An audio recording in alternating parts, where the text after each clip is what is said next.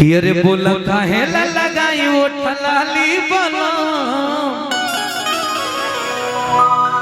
जब चटिए जला हो कि बोला काहे ला लगाई वो ठलाली बना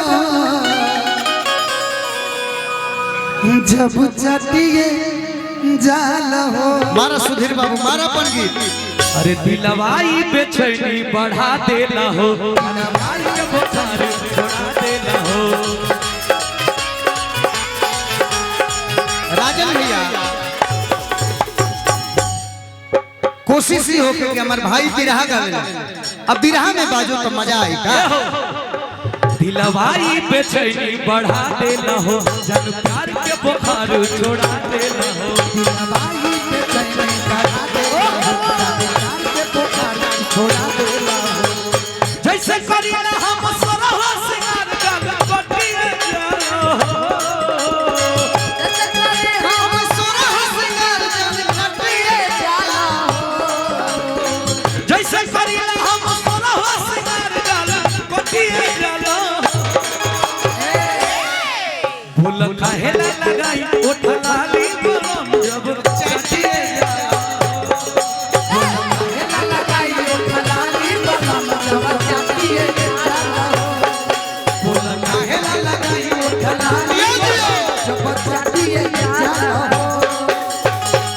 जाके पारा में सवानाई लागत होई नींदिया जब सोवल होई है ना।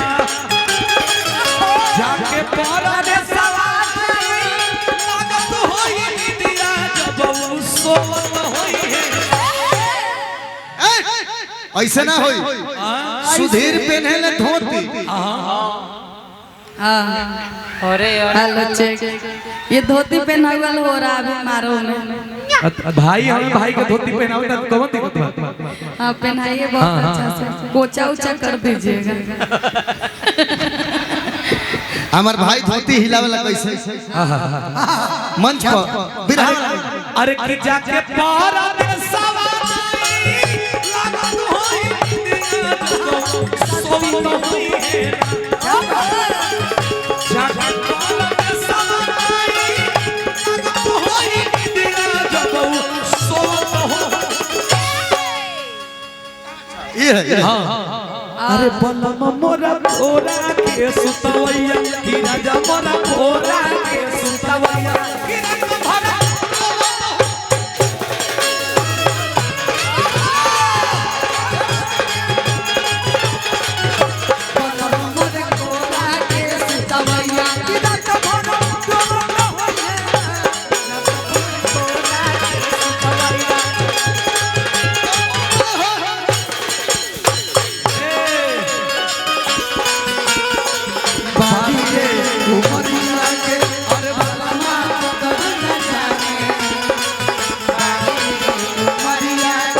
अरे कबले जगा के राखी अरे कबले जगा के राखी भाई तुम्हारा सरिया के बलमा बलमा अब बलमा बदल न जाए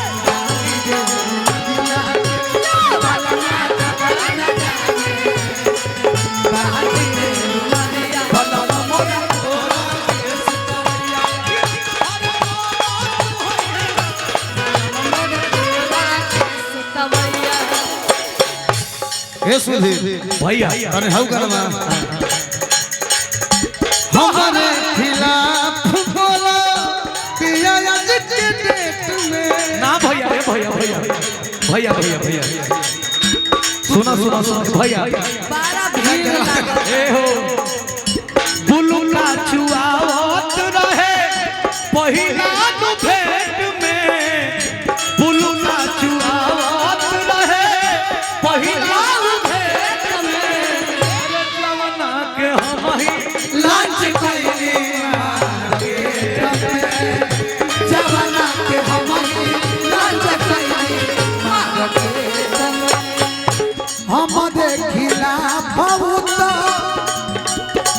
अरे बोले आज के डेट में हमारे खिलाफ बोला दिया आज के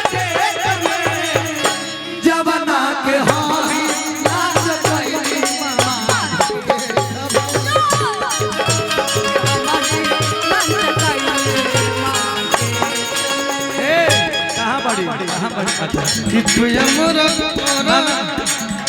प्यार हम करीले तोहसे पहिले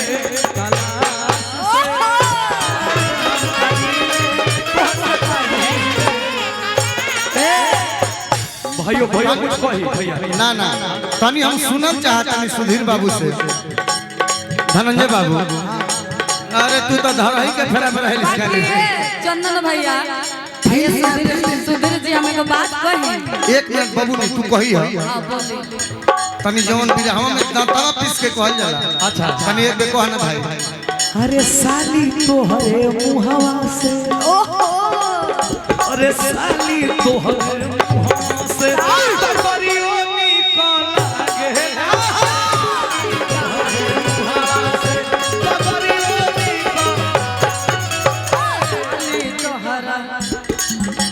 अरे ऐसा न हो के सरहद तो ससुररियो निकल गेला ऐसा के सरहद का ससुरालियों निकाला गेला। और हमारे बीच में यहीं पर भोजपुरी के ट्रेंडिंग स्टार ये चंदन जी यहीं पर एक जीजा जी बैठल बारे। एक minute trending star Khesari Lal Yadav ji अभी मुझे लग रहा है संजय भैया कॉल उठाए काम से थके हुए हैं और भैया सोई पर दिखा दीजिए ना। हे भाई कृष्णा एंड मौर्य ग्राम प्रधान अमोखर के तरफ से हजारों हजार रुपए पुरस्कार हुए सब भाई के लो सुधीर अरे बोला काहे संजय भैया एक बार दिखवा दीजिए संजय भैया खेसारी भैया खेसारी भैया हमारे बीच बहुत बहुत धन्यवाद। एक बार जोरदार ताली बजा के स्वागत कर दीजिए। जय माता दी। सुतला में जगह एक बार जोरदार ताली बजा के स्वागत कर दीजिए। हमारे बीच में भोजपुरी के ट्रेंडिंग स्टार आदरणीय खेसारी लाल यादव भैया के लिए एक बार जोरदार ताली बजा के स्वागत कर दीजिए। एक शब्द बोल दीजिए भैया।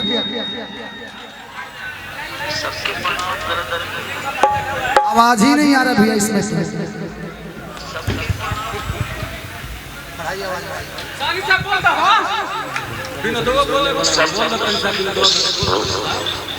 सबके प्रणाम करे तनी और विनोद भाई को क्या बात है। लव यू दिल से भैया। भाई भाई भाई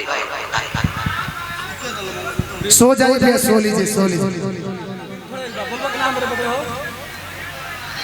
2 घंटे से सुतल बनी।